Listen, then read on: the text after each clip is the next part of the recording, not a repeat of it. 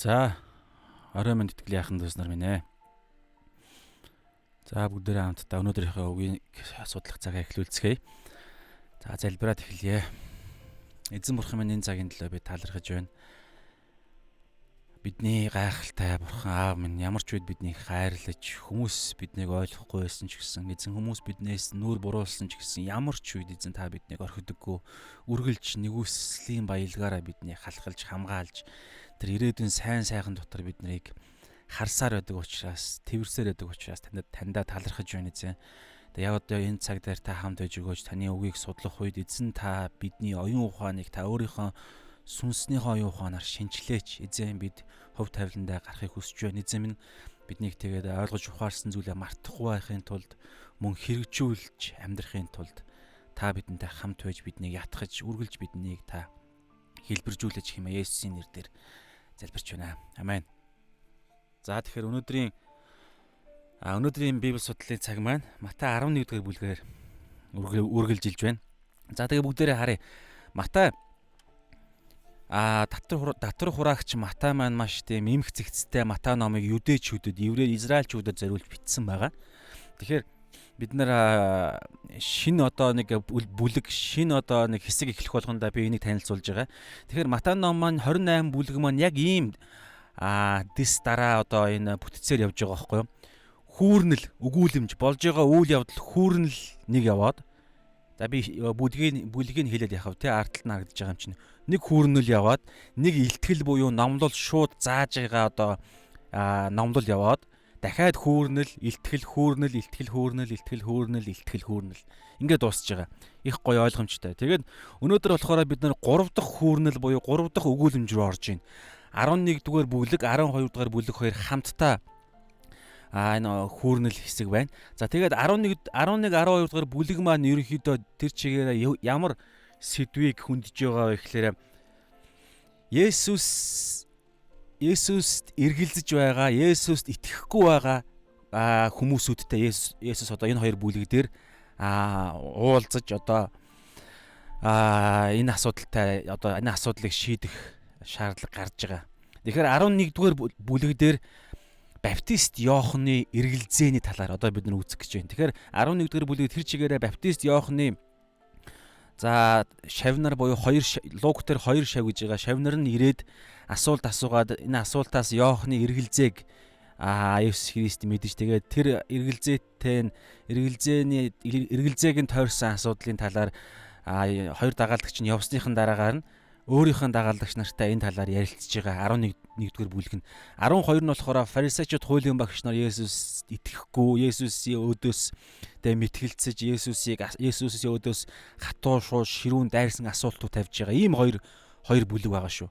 Тэгээд дараагаар нь 13-аас эхлээд дахиад Есүсийн илтгэл эхэлнэ гэсэн үг. За тэгээд ишлээ өнөөдрийн маань хэсэг болохоор Матай 11 дугаар бүлэг 1-ээс 19 гэж би сонгосон байгаа.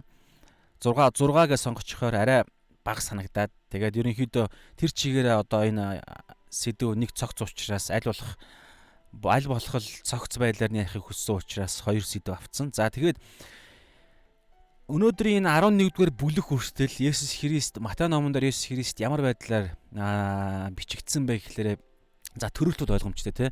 Есүс Христийн баптизмаар Есүс Христийн үйлчлэл эхлээд баптизмын үеэр Есүс Христ Бурхны хайртай хүү гэдг нь тэнгэр нээгдэж Бурхан эцэг тунхагладаг, ариун сүнс тагтаамын түүн дээр буун ирдэг. Иохан энэ баптизмыг хийх үеэрээ гэрчлэл болж Иохан ч гэсэн хардаг. Дараагаар нь цүл 40 өдрийн мацаг барилт буюу 40 өдөр сатантай сүнслэг тэмцэл соригдохоор 40 өдрийн тэмцэлд ороод ялдаг. Тэгээд дараагаар нь шууд өвчин зовлон гайхамшгууд хийдэг. Тэгээд уулан дээрх сургаал буюу номлолууд нь байгаа. Уулан дээрх сургаал дуусаа тэгээд дахиад гайхамшгууд явагдаж байгаа. Тэгээд өнгөрсөн видеогоор Матай 10 дугаар бүлэг бид нар дууссан. 10 дугаар бүлэг дээр юу гарсан бэ гэхээр 12 элчээ, дагалдагч нараас 12 элчийг Есүс Христ сонгож илгээж байгаа те. Тэгээ илгээхдээ заавар зөвлөгөө, хүч, ариун сүнс гээд бүхий л хэрэгцээтэй зүйлийг нь сануулж, мэдүүлж, хангаж одоо хоёуг дуулахын өмсгөөд явуулж байгаа талаар. За тэгээ өнөөдрийн хэсэг эхэлж байгаа байхгүй. Тэгээд 1-р ишлэлээр одоо шууд 10 дугаар бүлгийн дүгнэлт хийгээд шууд дараагийн хэсэг рүү орж ийн. За би уншия. Матай 11-ийн 1-ээс 19. Есүс 12 шавьдаа душааж дуусаад тэдний хотуудаар тунхаглан номлож заахаар тэндээс явв. Йохан шоронд байхдаа Христийн үйлсийг сонсоод шав нараараа үг дайж түүнээс та ирэх ёстой нэгэн мөн үү? Эсвэл бид өөр нэгнийг хүлээх үү гэж асуулгав. Есүс хариуд нь тэдэнд явж үдсэн дуулснаа Йоханд хэл. Сохор нь хараа орж, суунг нь алхаж, уймантай нь цэвэршиж, дүлийн сонсож, үхэгсэд нь амилж, ядууст сайн мэдээ тунхаглагдж байна. Надаас болж үл бүдрэгч нь ерөөлтэй гэв. Тэднийг явмагц Есүс хурсан олонд Йоханы тухай ярьж эхлэв. Юу харах гэж та нар цөлд очисон бэ? Салхинд найгах зэгсийг үү? Эсвэл өөр юу харах гэж очив? Хэнцэр хувцаслсан хүнийг үү? Үзэгтэн хэнцэр хувцснууд хааны ордонд байдаг юм. Тэгэхээр юунд та нар тийшээ очисон хэрэг вэ? Иш үзүүлэгчийг харах гэж үү? Тийм ээ, би та нарт хэлье. Иш үзүүлэгчээс ч илүү нэг юм. Түүний тухай харагтун би түрүүнд чинь зарлага илгээн.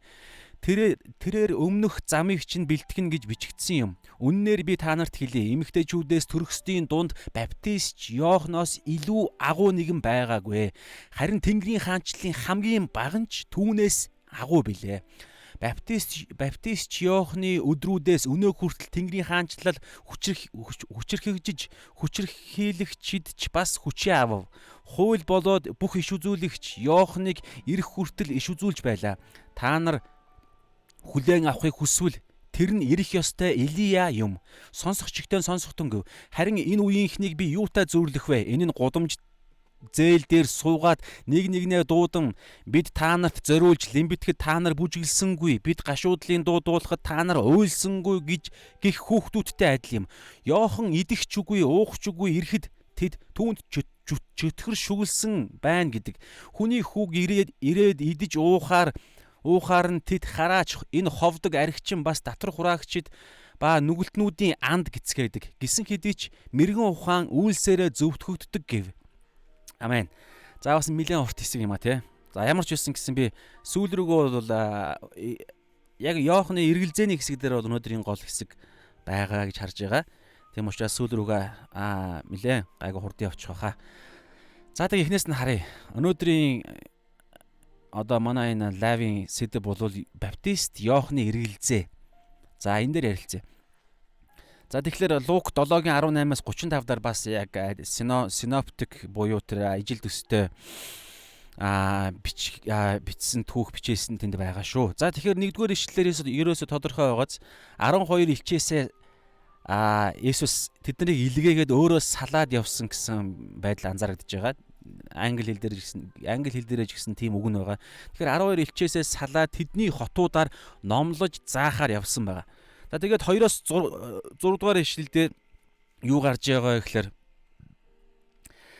Йохан Баптистч Есүсийн тэр хийж байгаа зүйлс, Есүсийн одоо үйлчлэлийн арга барил, үйлчлэлийн хийж байгаа зүйлсүүд тэр бүгдийг тасалдж байна уу? За би нэг шалгаад гэх юм анаха. Тасалдах шиг болох юм.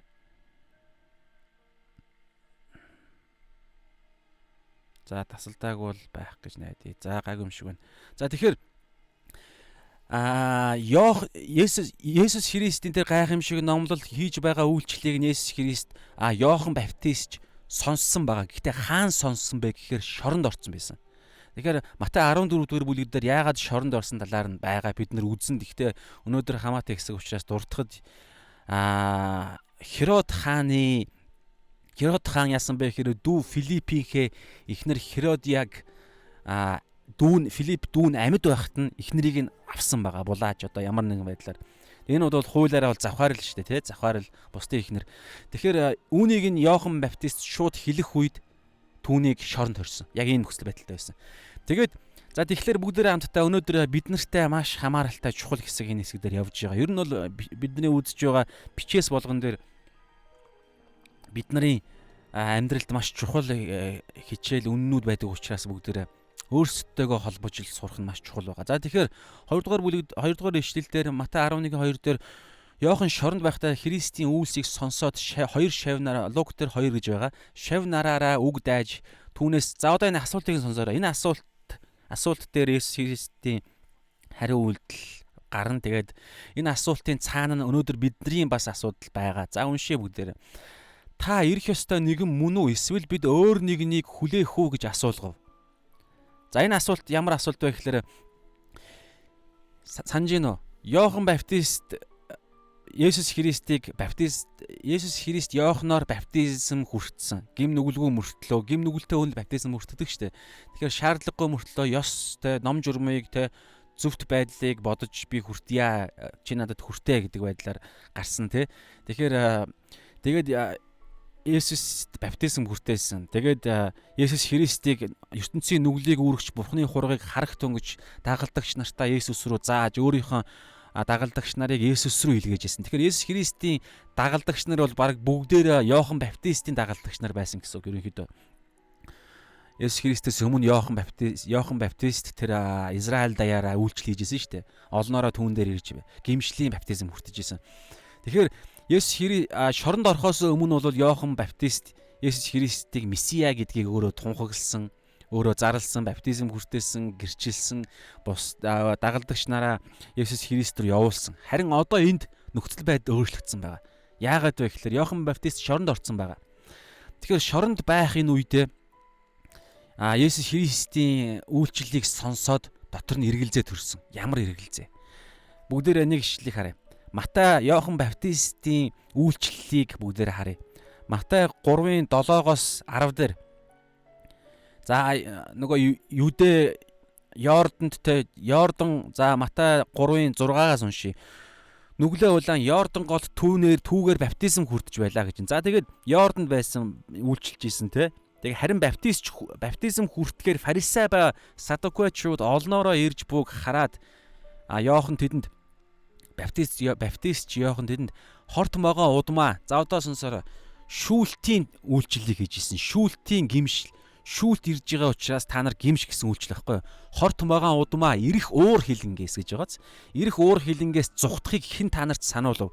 Тийм бөгөөс хэрвээ уур хилэнгээс шүүлтээс та нар айж байгаа бол гимшилд зохистой үр жимсийг гарга. Авраам бидний эцэг гэж дотроо бүү бод. Би та нарт хэлье. Бурхан энэ чулуунуудаас ч Авраамд хүүхдүүд босгож чаднаа. За одоо сонсороо. Моддын үндсэнд сүх хэдийнэ зоогджээ. Иймээс сайн үр жимс ургуулдаггүй альва мод завчигдан галд хаягдах болно. За энэ бол Баптист Иохны үйлчлэлийнх нь, тунхаглалынх нь, номлолынх нь сэдв, гол сэдв. Шүүлт Месиа, Христ Месиа ирэх гэж байна. Би өмнө нь илгээгдсэн. Исаягаар бол бас өөрөө Исаягаар хэлж байгаа. Цөлд хашгирагч нэгний дуу бол би юм гэж Иохан номон дээр хэлдэг. Та хэн бэ гэж асуух үед. Тэгэхээр би хааны замыг бэлтгэхээр ирсэн зарлага нь байна. Тэ? Удахгүй Месиа ирэх гэж байна. Ирээд яах вэ гэхлээр шүүлтийг энэ нутаг дээр зарлах болно гэсэн. Энэ бол иш үзүүлэг мөн. Яг ийм байдалтай Иохан Баптист Есүсийг угтаж авсан гэсэн үг. Гэтэл юу болсон бэ? Нөхцөл байдал Иохны бодсноос өөр болж хувирсан. Тэгэхээр Иохан бол шүүлтийг тунхагласан. Тэгэхээр Иохны асуулт нь ийм асуулт байгаад байгаа байхгүй юу? Нөгөө шүүлтийг авчрах, газар дэлхий дээр шудраг осыг авчрах, Израиль өөрийн Бурхны ард түмнийг чөлөөлөх, Бурхны ард түмнийг тэ Давидэд амласанчлан мөнхийн хаанчлалд аваачих тэр Месиад ирчээд байтал яагаад шүүлт болохгүй байна? Яагаад Есүстэй одоо энэ Месиа гэж байгаа Есүсийн үйлчлэл нь яагаад шүүлтийн үйлчлэл биш? Маш өөр байдлаар илэрж байна. Тэгээд одоо аралтай хаанчлалын замыг нь бэлтгэхээр тунхагласан би хүртэл шудраг байдлыг тунхаглаж байхад би шудраг байдлыг тунхаглаж байгаа энэ үйлчлэл маань намайг шоронд оруулчлаа гэсэн байдалтай. Тэгэхээр энэ Иохны бодож исэн бодлоос нь өөр үйлчлэл, өөр тэр Месиагийн Есүсийн үйлчлэл байсан учраас Есүс Иохны дотор эргэлзээ төрсөн. Тэгээ асуусан. Та ирэх ёстой нэгэн мөн үү? Эсвэл бид өөр нэгнийг хүлээх үү гэж асууж байгааз. За Есүс хариуд нь юу гэж хэлсэн бэ гэхээр за эндээс бүгдээрээ нэг зүйлийг ойлгох хэрэгтэй. Иохан хаанчлалын Есүс Христийн Месиагийн тэр иш үзүүлэг Есүс Христ буюу Месиа ирээд хэрхэн яаж хаанчлалыг тогтоох талаар бүрэн ойлголт түүнд байгаагүй гэсэн үг. Тэгээд энэ дутуу ойлголт, за буруу ойлголт гэж хэлж болно. Хаанчлалын хэлбэрийг нь буруугаар ойлгож ирсэн. Ерөнхийдөө Иохан Баптистч биш. Израильчууд тэр чигээрээ тэр байтугай Иохан Баптист хүртэл ингэж ойлгож ирсэн байгаа даа зү. Юу гэж ойлгож ирсэн бэ гэхээр тэр хуучин гэрээний хэдэн зуун жилийн турш бүр хэдэн мянган жилийн турш хэдэн зуун жилийн турш хэдэн 10 иш үзүүлэгчдэр иш үзүүлсэн зөгнсөн тэр хаан ирээд яг ба гэхээр газар дээр улс төрийн одоо энэ орон нутгийн яг одоо энэ мах бодийн гэсэн үг те гарт баригдахаар тийм хаанчлалыг тогтооно гэж тэд нар бүгд бодож ирсэн. Иохан Баптист хүртэл тэгж бодож ирсэн байгаа даа зү. Тийм учраас түүний үйлчлэлийн тунхаглал нь юу гэж байсан бэ гэхээр моддын үндсэнд сүх хэдийнэ зоогдсон байгаа. Шүүлт ерөөсөө яг эхэлж байна. Түүнийх нь нэг илэрлэл нь бас бий. Тийм учраас Иохан Баптист ерөөсөө тэр шүүлтэд бэлдэж ерөөсөө амьдрал нь хүртэл бүх зүйл нь тэр зүйлийн төлөө амьдарч байсан байгаа даа байхгүй. Тэгээд тийм учраас уур хилэнгээс та нар үнэхээр айж байгаа бол удахгүй яг одоо миний араас ирэх шахагийнх нь үдээсийг нь тайлах, шахагийн тайлах зохисгүй тийм хүчрэх би зохисгүй тийм хүчрэх нэгэн удахгүй араас ирж байгаа. Тэгэхээр тэр нэгийг ирээд шүүлтийг шууд энэ газар дээр хийнэ. Тэгэхээр тэр шүүлтээс та нар айж байгаа бол гимшилт зохистой үр жимс гаргаж хэлж байгаа. Ийм бүр бодиттой шүүлтийг бодож байсан чинь Есүс Христийн үйлчлэл нь шал ондоо байгаад байгаа байхгүй. Тийм учраас ингэж тэр ойлголт нь буруу ойлголт байсан байгаа даа. Тэгэхээр тэр буруу ойлголт дээр нь буруу ойлголт байсан учраас хаанчлалын том тогтолцоо, том тэр авралын төлөвлөгөөний маш том бурхны тэр ойлголтыг Иохан Баптист ойлгоогүй байсан учраас тэр байдлаас нь үүдэж Иоханд эргэлзээ төрсэн байгаа даа байхгүй. Тэгээ Есүс Христийн хариултыг бүгдээрээ сонсъё.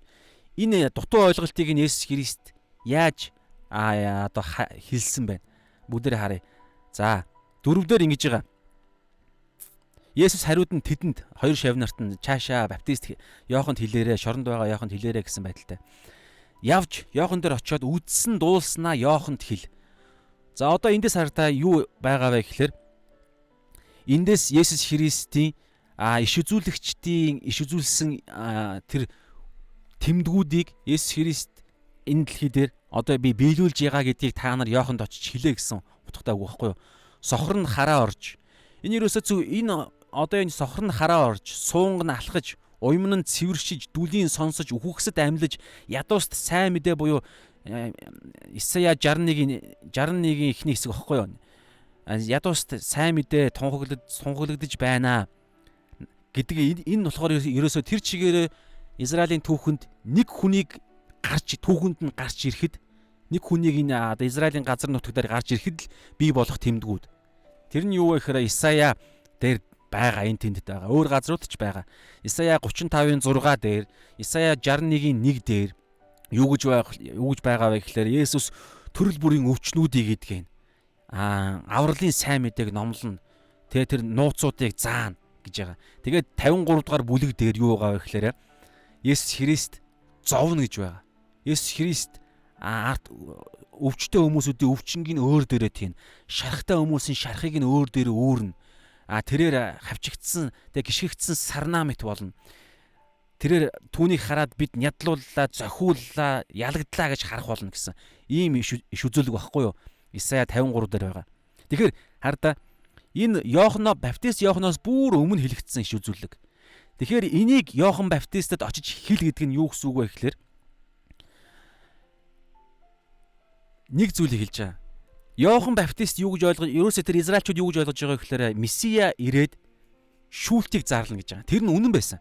Гэхдээ шүүлтээс өмнө нэг зүйл байгаа байхгүй юу?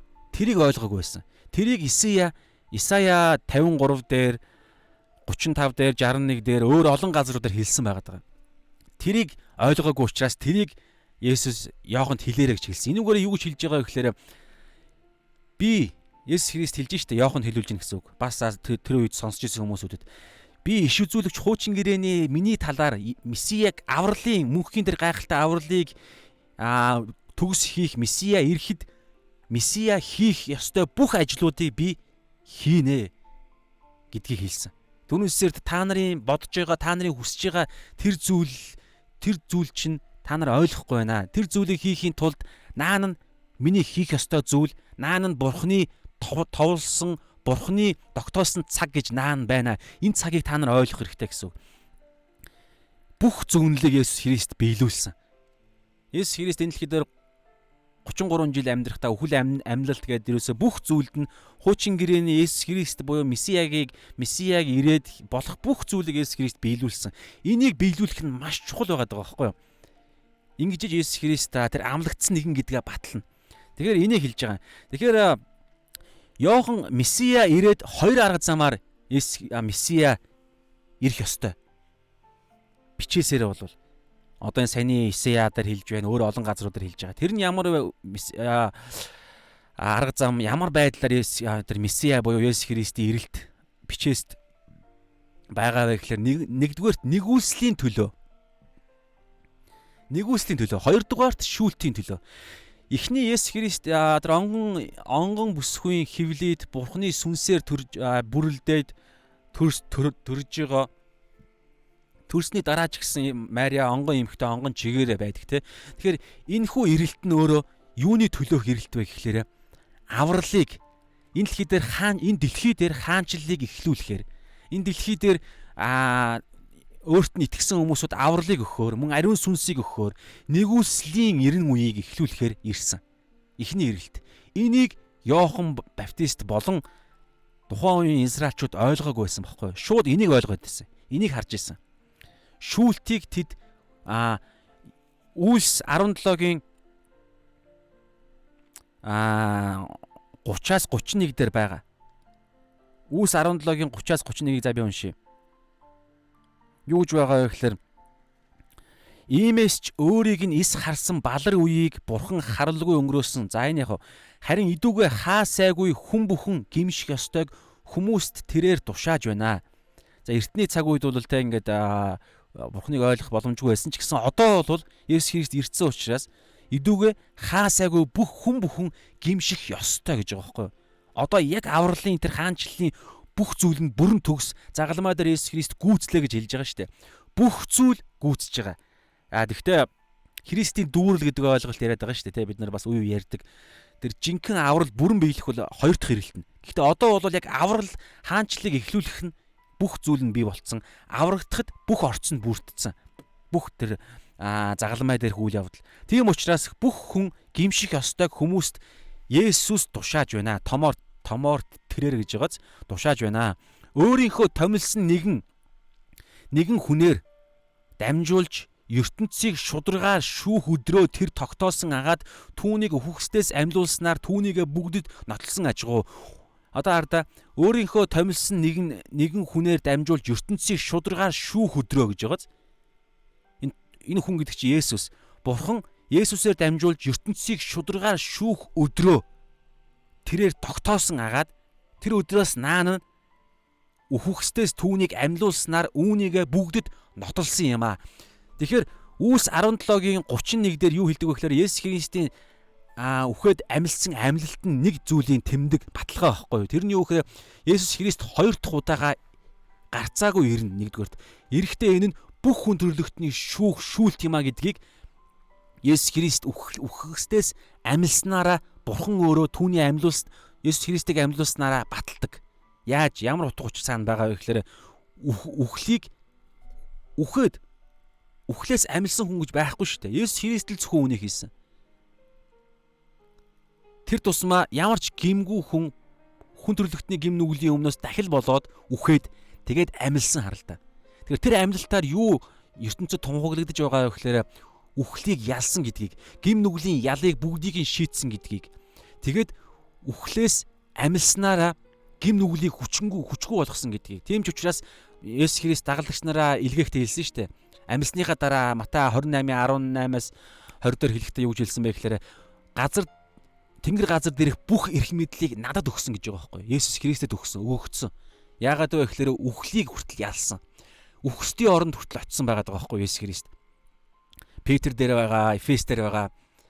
Тэгвэл тамд биш, зовгоор биш. Тэнд очиж ямар нэгэн тунхаглалыг хийхээр энэ тал дээр олон таамагуд байгаа. Ямар ч байсан бидний элч нарын тунхаглал дээр хүртэл байгаа шүү дээ. Тэр үхсдийн оронд доош буусан гэж тунхаглал байгаа. Эфес дээр ч байгаа, Петр дээр ч байгаа. үхээд загалмаа дээр үхээд амьлах хугацаанд 3 хоногтой тэр үхсдийн орон буюу Хейдис гэдэг ойлголт байгаа байхгүй юу? Хейдис дотроо Деважин гэж байгаа, там гэж байгаа. Лук дээр байгаа тий. Баян хүн болон Лазарын түүхээр гардаг штэ. Баян хүн нь тамд үхсдийн орон дотор тамд байгаа. Голд нь асар гатлахын аргагүй ангал байгаа. Тэгээд нөгөө талд нь Абрахамс бөөсөн буюу Абрахамын өвөр буюу Деважин Paradise гэдэг хэлдэг байхгүй юу? Деважин. Тийм учраас загалмай дээр Есүс хажууд нь байгаа итгэсэн хүнд хэлдэг штэ. Чи өнөөдөр надтай хамт Деважинд очино гэж хэлдэг. Тэнгэрийн улсад биш. Деважинд. Тэр нь үхсдийн оронд. Тэгээд Есүс их загалмай дээр үхээд үхсдийн оронд очисон байгаа байхгүй юу? Тэр нь Деважин гэдэг ойлголт. Тэгээд энэ мэтчлийн ингээд тэгээд ариун хүмүүсүүдийг дээш аваа явсан. Тэгээд тэр янз бүрийн ойлголтууд байгаа. Тэгэхээр Есүс Христ үхслээс амилснараа бүх зүйлийг хийж байгаа байхгүй юу? Үхсдийн орны хаалганы түлхүүрийг хүртэл өөртөө хатгсан. Үхлийг ялсан. Яг хууль ёсороо. Гэхдээ хоёр дахь ирэлтээр яг жинхэнэ одоо яг практик дээр гэдэг юм амьдрал дээр үхэл гэдэг ойлголт байхгүй болно гэж байгаа. За энэ мэтчлэн энэ хүү ирэлт нь хоёр дахь ирэлт нь аахгүй юу? Гэтэл энэ одоо энэ шүүлтийг Иохан Баптист гэж болон тухайн үеийн юдэчүүд 12 дагалдагч нар нь хүртэл ингэж ойлгож ирсэн. Тэгээд дараагаар нь түүний ярьж ирсэн зүйлсийг ойлгосон. Одоо бол бид нар энийг маш сайн ойлгож байгаа шүү дээ. Бид нар яг энэ цаг үед байгаа байхгүй юу? Нэгүслийн одоо энэ хуваарлалт нэгүслийн энэ 90 цаг үед бид нар амьдарч байгаа. Шүүлт бидний цаг одоо юу гэдэг яг Есүс Христийн одоо энэ Матай Үлс 17-гийн 31 дээр хэлсэн энэ хүү шүүлт одоо бол болоогүй энэ газар дээр. Гэхдээ хоёр шүүлт Библиэлд ярьж байгаа байхгүй юу? Дамаа одоо энэ Библийн шин гэрээний энэ цаг үед ямар хоёр шүүл ярьж байгаа гэхээр нэгдүгээр за одоо энэ дээр нэгдүгээр Бурхны ард түмнийг шүүх шүүлт. Израильчүүдийг шүүх шүүлт. Хоёрдугаарт бүх үндэстнийг шүүх шүүлт. Бурхан шудраг учраас Израильчүүдийг яалтчгүй шүүх шаардлагатай болж байгаа байхгүй. Ягаад тэгэхээр Израильчүүдэд бүх тэр юу нөгөөгдсөн. Бүх одоо аврал бүх тэр шүүлтээс өмнө Бурханаас өгөгдөх ёстой бүх зүйл Израиль үндэстэнд эхэлж өгөгдсөн. Тийм учраас бид нар урд нь ярьж ирсэн шүү дээ. Илгээлт хүртэл эхэлж 12 элчийг хүртэл Матай 10 дээр хэлэхдээ зөвхөн Израилийн газар нутгаар яваараа гэж хэлж байгаа. Дараагаар нь Паул, элч нар гэдэг бүх үндэстэн рүү явж байгаа. Гэхдээ эхэлж Израильчуудад бүх юм эхэлж Израильчуудад өгөгдсөн. Тийм учраас эхэлж Израильчууд шүүгдэх болж байгаа байхгүй. Нэгдүгээр гэхдээ энэ шүүлт нь ямар шүүлт вэ гэхээр яллах шүүлт байгаад байгаа. Энэ нь манай эртний 70 онд болсон.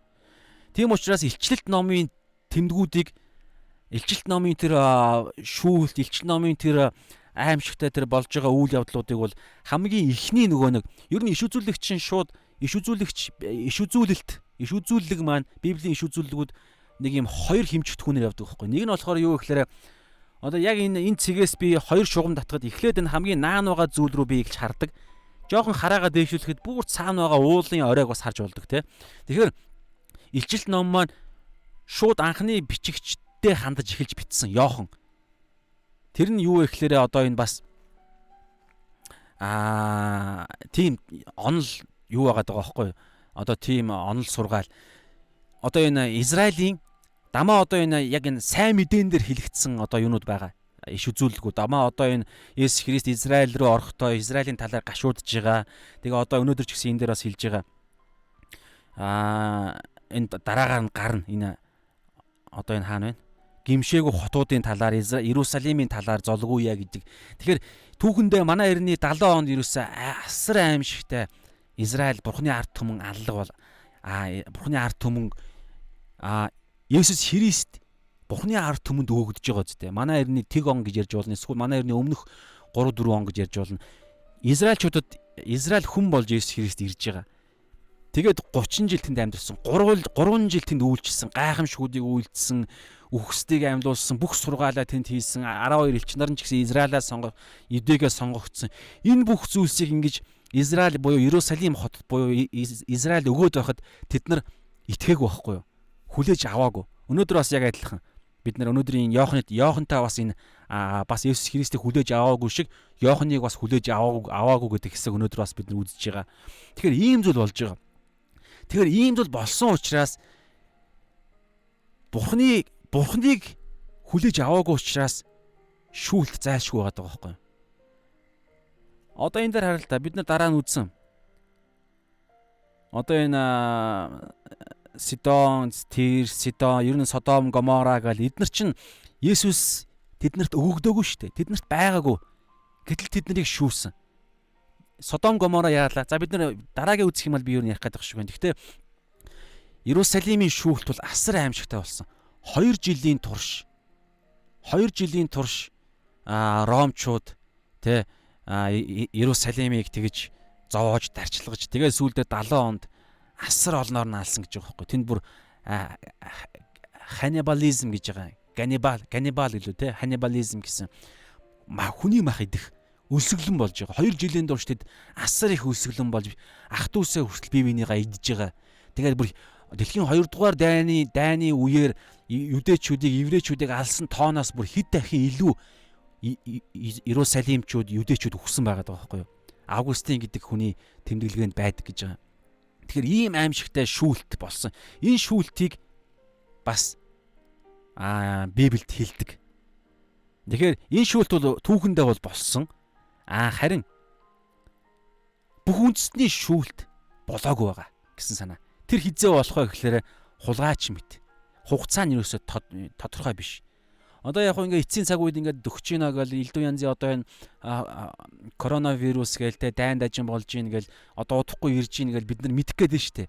Хулгайч ирэх гээд байна. Хашаагаа хулгайч мэт эзэнний цаг эцсийн цаг ирнэ гэж байгаа штэ. Гэтэл коронавирус гээл эднийг харахаараа эцсийн цаг үе болж гин гэд хүмүүс ерөнхийдөө бодож байгаа штэ. Гэхдээ энэ нас яг Библийн дагуу биш байгаа даахгүй. Би бас судалж олд мэдхэд ийм зүйл бас бууж байгаа. Эдгэр зүйлсүүд наан нь болно. Гэхдээ яг эцсийн цаг үе яг хизээ болох вэ гэдг нь хинч мэдэхгүй. Одоо жишээ нь коронавирус болж гинэ, коронавирус гарч ийн, одоо энэ тэнд элдв янзын аллага дайн дажин болж гинэ гэж хараад бид нар яг одоо ирэх гэж байна гэдг нь биш байгаа даахгүй. Ингиж биднэрт мэдэгдэхгүй. Ерөөсөө арай болоог байна гэж юу гэдэг юм. Одоо бас 50 цаг үе, нэгүсэл 50 цаг үе явж, нэгүслийн цаг үе үргэлжилж ийн гэдэг юм уу. Ингээл амар 50 байж гинт ирнэ гэсэн үг байхгүй. Хулгайч бид нарыг амар 50 үед л хинт ч мэддэхгүй үед л ирдэг үстэй. Бүгд унтцсан, бүх зүйл нам тайван, ямар ч тэ хот нам тайван, элдв янзын зурагтаар та энэ тэнд хулгайч явж ийн гэсэн зарлал марл хүртэл байхгүй. Нам 50 үед л гинт л хулгайч ороод ирдэг. Эсвэл нам 50 байхад л хулгайч ирдэг. Тэрнтэй адилхан нам 50 байх үед л гинт эзэн ирнэ гэж байгаа байхгүй. Шүүхээр ирнэ. Ард иргэдийг бүх үндэстнийг шүүхээр ирнэ. Харж байна. Тэгэхээр ийм аимшиг тийм одоо юу гэдгийг гинтийн учраас бид нар гинтийн үедээ тэр тусмаа амар 50 үедээ тэр тусмаа бид нар сэрэмжтэй байх зүйлээр ярьдаг. За тэгээд Есүсийн хариу үйлдэл ерөнхийдөө энийг ярьж байгаа. Би энэ дэлхий дээр ирэхдээ яг л Исая 35 дээр 61 дээр 53 дээр байгаа хэлсэнчлэн би бүх өвчин зовлонтой хүмүүсүүдийг идгээ нөхөсдгийг амьлуулна. Тэ авралын сайн мэдээг бүгдийг нь би тунхаглана. Бүх тэмдгүүдээ хийн. Тэгээд бусдын төлөө би миний зовлон хүртэл бичээ хуучин гэрээн дээр иш үзүүлсэн учраас зовлон хүртэл байх ёстой. Загалмай үхэл хүртэл байх ёстой. Харж гинөө. Тэгэхээр загалмай үхэл бол гинтийн биш байгааз бүр эхлэл 3-ын 15 дээр хүртэл иш үзүүлэгдсэн шүү дээ. Мосеогоор дамжуулан бичигдсэн боловч бүр 4000 за яг энэ цаг мөчөөс бүр 4000 гэж ойролцоо тоо байгаа. Есүс Христийн төрөлтөөс ойролцоогоор 4000 жилийн өмнө Адам энэ дэлхийр дээр бүтээгдсэн гэсэн ерөнхийдөө бодвол тийм тоо байгаа. Тэгэхээр 4000 жилийн өмнө хүртэл Эхлэл 3:15 дээр энэ эмэгтэй буюу Адам Евагийн нэг Евагаас үр удам явж байгаад нэг хүн нь Евагийн нэг хүүхэд нь гэсэн үр удмынхаас нэг нь сатаныг устгах болно. Харин сатаныг устгаж байхад сатан устгагдаж байхдаа тэр эдэн цэцэрлэгт могоод хандж хэлсэн бурхны үг байхгүй юу? Эдэн цэцэрлэгт хэлсэн үг. Сатан устгагдаж байхдаа энэ эмэгтэй өөрийг нь устгаж байгаа тэр нэгний өсхийг нь бяцлана. Загалмай үхлийг ярьж байгаа байхгүй юу? Тэгэхээр энэ хүртэл заавал биелэх ёстой. Харж байна уу? Тэгэхээр Иохан Баптистийн тэр энэ дэлхий дээр юу загалмай дээр өөхөх бүр хаанчлаад тэр гайхалтай хаанчл болох нь биш байгаад байгаа зү. Энийг шууд хийсэн бол Есүс Христ Эхлэл 3:15-ыг хүртэл хийх боломжгүй болж байгаа. Тэр өтгөө өнөөдөр бид нар хүртэл аврагдах боломжгүй. Загалмайн тэр төгс тахил Еврей номон дээр хэлэгддэг тэр төгс тахил хүртэл боломжгүй байгаа байхгүй. Тийм учраас энд нэг зүйлийг бид нар маш сайн ойлгох хэрэгтэй.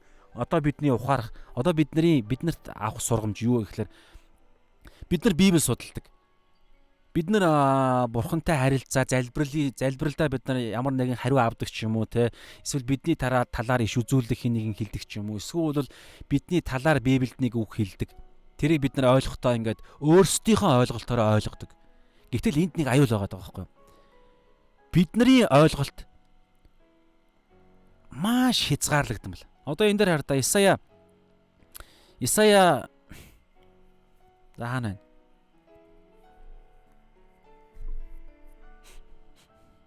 За би хараадах юм.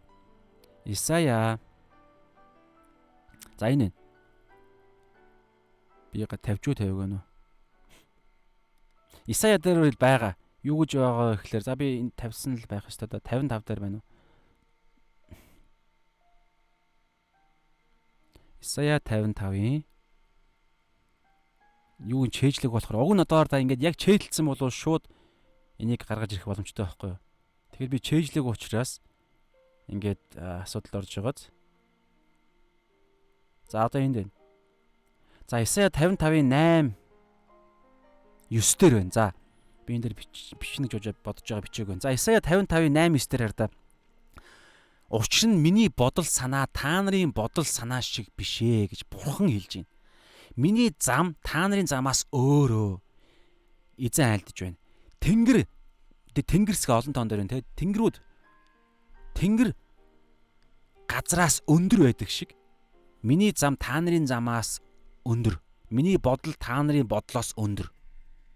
Тэгэхээр хардаа бид нар Библийг судалж байхдаа ер нь ингээ ертөнцийн талаар дуршилгаараа ч юм уу эсвэл бидний бодол дотор орж ирдэг бидний оюун ухааны потенциал буюу тэр хэмжээгээрээ тэр бид нар альва зүйлийг энэ дэлхийг болон Библийг хүртэл судлахдаа ахан дүүсээ бид нар одоо юу гэдэг юм ялгаж салах ухаанаараа те зөв шүүлтэр шүүхтэй Есүсийн талаар хүртэл бодохдоо Бурхны талаар бодохдоо эцсийн цаг үеийн талаар бодохдоо ер нь альва зүйлийн талаар бид нар бодохдоо өөрсдийнхөө бодсон бодлоо бид нар хичнээн Библийн дагуу мэдээж бид нар ариун сүнстэй учраас Библийн дагуу бид нар ингэж яа.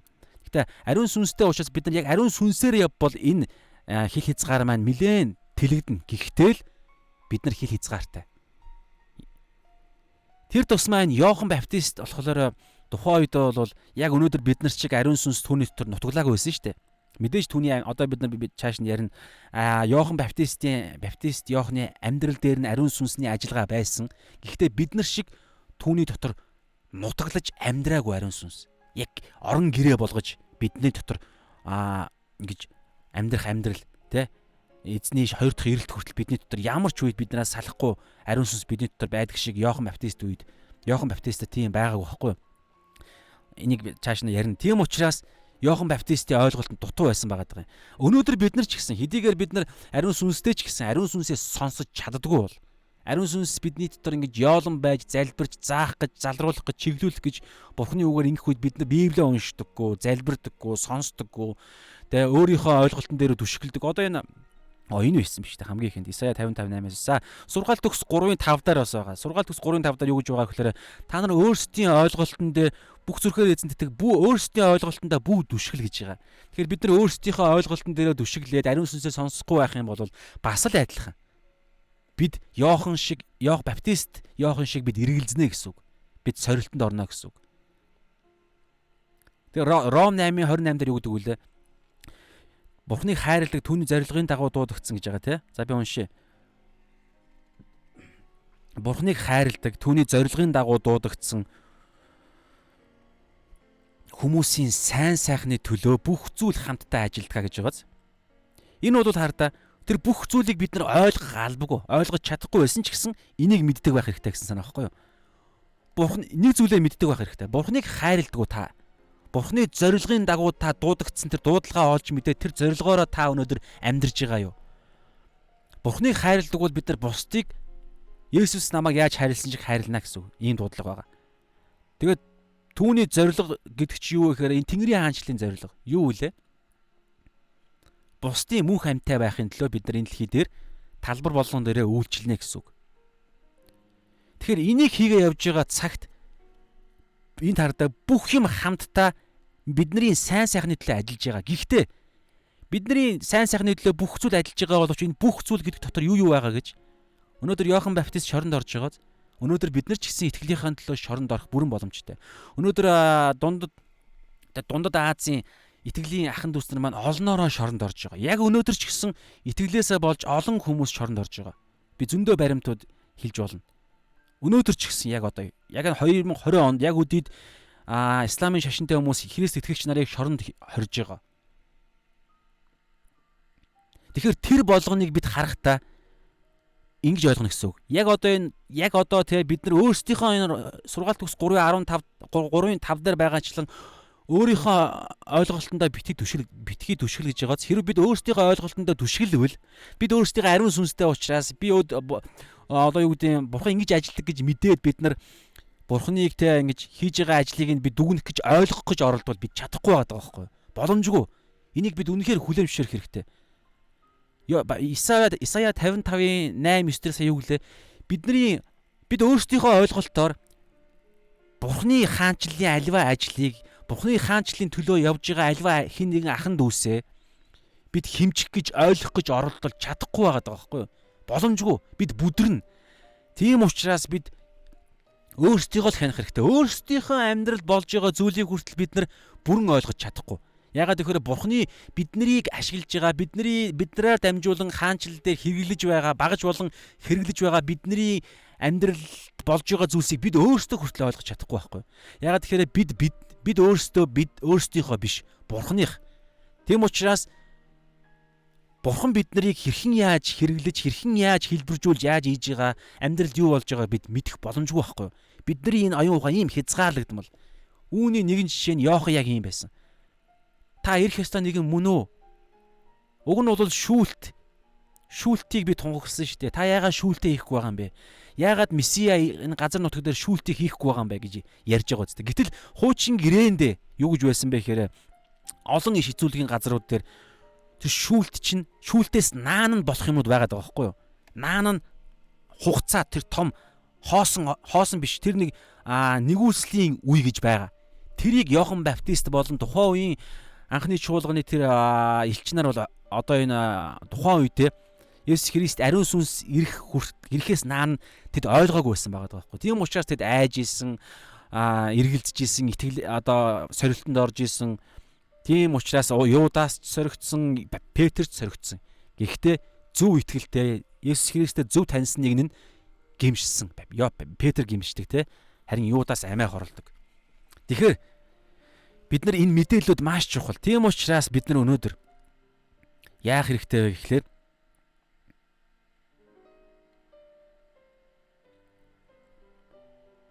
энд ярьж байна хар да. Есүс Иоханд энэ зүйлийг хэлж байгаа байхгүй юу? Иохан Баптист Иохандоо мөн эн чинь Баптист Иоханы явсныхын дараагаар нь бас ярьж байгаа зүйлсүүд бас цаана байгаа одоо ингэж. Тэгэхээр тэн дээр яаж байгаа гэхээр ийм санаа хэлж байгаа. Иоханд юу гэж хэлүүлж байгаа вэ гэхээр Иохано өөрийн ойлголтондоо битгий итгэл түшгэл. Хоёр зүйлд л итэг. Нэгдүгээрт бичээс итэг. Иш үзүүлэгч нарт итэг. Миний талаар сайн хэлсэн шүү дээ.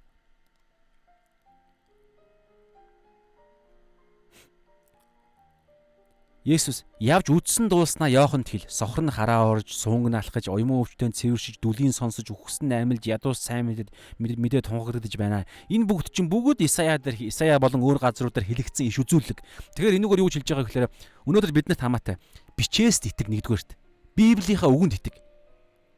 Тэгээд хоёрдугаарт хэрэгжүүлэлтэнд нь итэг. Энэ Иоханд гэж хэлсэн. Үдсэн дуулснаа та нар Иоханд хэл гэж байгааз үдснээд хэл. Сонссноо хэл. Энэ юу вэ? Тэр иш үзүүлэг нь биелсэн байхгүй Есүсийн үед. Тэрэнд итэг. Түүнээсээр өөрийнхөө ойлголтондоо битээ идэг. Месиа ирээд манай ард түмнийг одоо энэ Ромын хаанч боолчлолоос чөлөөлн мөлөөлнө гэсэн чинь өөрсдийнх нь тайлбар бичээсийг тайлсан тайлбар нөхгүй. Тэр өөрсдийнх нь тайлалдаа битгий идэг. Яг бичээсийн хэлсэн үгэнд нь итгээд тэгээд тэр нь би энэ дээр газар дээр бисаа биелүүлж байгааз тэрэнд итэг. Тэгээд миний хийж байгаа зүйлсүүдэд итэг. Бурхны ажилд итэг. бүх үеийн төлөөх ажил. Өнөөдөр бид нарт энэ хамаатай. Бид нар өнөөдөр Библиэд итгэх хэрэгтэй. Тийм учраас Библи юу хэлдэг вэ гэдгийг бид нар маш сайн ойлгох хэрэгтэй. Байнга Библи рүү очиод байгаа зү. Байнга бичээс рүү очиж байгаа. Байнга Библи юу гэж хэлдэг вэ? Тэгэхээр Библи чинь тэр чигээрээ загалмай дээр төвлөрдөг. Есүсээр дамжуулан загалмаа үйл явдлаар дамжуулан Библийн 66 ном бүгд тайлагддаг. Зөвөөр тайлагддаг гэсэн үг. Библи нь Библиэд тайлдаг гэсэн үг. Түүнээс бидний өөрсдийн маань ойлголт, бодол биш. Бидний дотор чөтгөрийн бодлууд хүртэл байгаа. Есүс рүү хүртэл чөтгөр бодлоор нь дайрчихсан гэж бодлоо. Тэгэхээр бид нар лөө дайрах нь үнэхээр тодорхой. Харин Есүс ялсан, үргэлж ялсаар байсан. Тийм учраас биднэрт өнөөдөр ийм ярьж байна. Бичээс тэтг, Бурхны ажилд тэтг. Энэ Бурхны ажил чи юу юм? Бас л бичээс. Сайн мэдээний 4 номон дээр бичигдсэн. Хуучин гэрээний иш үзүүлэгдсэн юмс шинэ гэрээн дээр бичигдсэн. Тэгэхээр ерөнхийдөө энэ бол тэр чигээрээ бид нар Библиэд итгэх гэсэн санаа. Түүнээс өөрсдийнхөө ойлголтондоо битгий түшиглээ. Сургаал төгс 3:5 дээр. Тэгээ Матай Исая 55:8-9 дээр бидний бодол, та нарын бодол, бидний бодол өөрсдийнхөө бодолтой битгий итэг, битгий найд гэсэн үг. За энийг бүгдээр маш сайн ойлгох хэрэгтэй. Тэгээд Матай 11-ийн 7-оос 19 дээр за энэ дээр маш тодорхой би дурдчихна. Энд дээр юу болж байгаа вэ гэхээр Есүс Христ хэдийгээр явах ингэж одоо энэ хоёр дагалдагчийг нь явуулчихж байгаа. Явуулсныхын дараагаар нь яаж байгаа вэ гэхээр Есүс Христ Баптист Иохны талаар тойрон хүрээлж байгаа өөрийнх нь дагалдагч нартаа гэрчилсэн. Хэдийгээр Баптист Иохан сая эргэлзэж байгаа мэт боловч ямар агуу, ямар чухал, ямар гайхалтай хүн бэ гэдгийг нь Есүс Христ одоо нэг 4 зүйлийг барьж гэрчилсэн. За нэгдүгээрт Есүс Христ Иохныг иш үзүүлэгч гэдгийг нь Бурханаас ирсэн жинхэнэ иш үзүүлэгч. Нэгдүгээр, хоёрдугаарт иш үзүүлэгчээс бүр илүү агуу нэгэн гэдгийг нь гэрчилсэн. 9-ийг бүгдээр уншия. Түүнийг ямагц хурсан олон Есүс хурсан олонд Иохны тухай ярьж эхлэв. За юу харах гэж та нар цөлдөө очсон бэ? Салхинд найх зэгсийгүү эсвэл өөр юу харах гэж очив? Хэнцэр хувцалсан хүнийгүү үзэгтэн хэнцэр хувцалснууд хааны ордонд байгаа. Тэгэхээр та нар юу харах гэж тийч очсон бэ? Иш үзүүлэгчийгүү. Тийм ээ. Иш үзүүлэгч. За хоёрдугаарт би танарт хэлье. Иш үзүүлэгчээс ч илүү нэг. За одоо энэ дээр хар та. Исая одоо энэ Матай 11:10 дээр харагтун би түрүүнд чинь зарлага илчээ илгээн. Тэрээр өмнөх замыг чинь бэлтгэн гэж бичигдсэн. Энэ хаана байдаг вэ гэхээр Исая 43 дээр байгаа Малахи 3:1 дээр байгаа. Малахи 3:1 дээр болон Малахи 4:5 дээр Иохны талаар иш үзүүлсэн байгаа. Малахи чинь 400 оны бичигдсэн шүү дээ. Тэгэхээр Иохноос бүр 400 гаруй жилийн өмнө иш үзүүлсэн Иохны талаар. Юу гэж байгаа вэ гэхээр Малахи 3:1 дээр хэлсэн. Харагтун өмнөх замаа бэлтгүүлэхээр би зарлага илчээ илгээнэ. Тэр та нарын хайдаг эзэн гинэт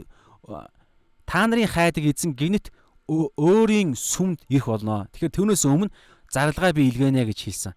3:1 дээр. За 4:5 дээр нь юу гэж хэлсэн бэ? 5-6 дээр нь юу гэж хэлсэн бэ гэхээр миний зарц Мосегийн 5-6 дээр харагтун эзний агуу аимшигт өдөр ирэхээс өмнө хардаа эзний агуу аимшигт өдөр гэж байгааз энэ 2 өдөр байгаа шүү дээ. Нэгдүгээрт манай эртний 70 онд болсон Иерусалимийн шүүлт.